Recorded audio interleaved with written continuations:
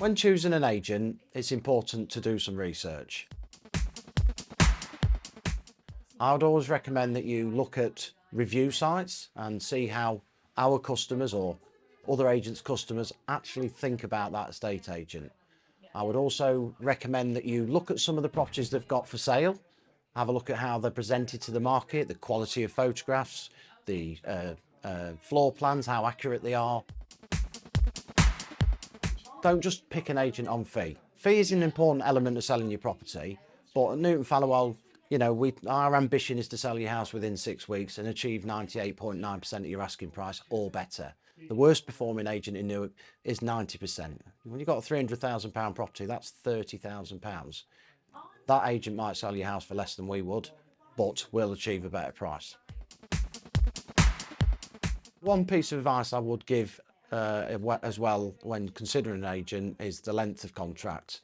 It comes to me time and time again where they wanted to use me, but I was slightly more expensive than a cheaper agent. They used the cheaper agent. They've tied themselves into a lengthy contract. They can't get out of it. The only time they hear from that estate agent is for price reduction after price reduction instead of anything constructive. And then, you know, eventually when that contract runs out, they come to me and we sell the property.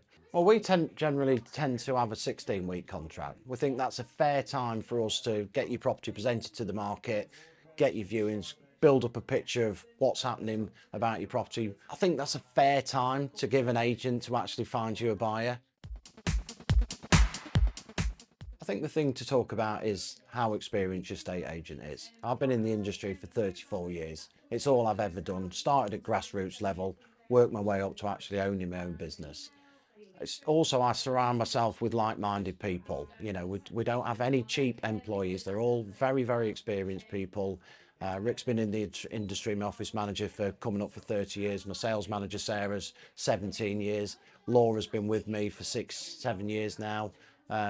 So it's really important that, remember, a chain's only as strong as its weakest link. And if that buyer or seller speaks to a weak link, it can mean a very, very different outcome.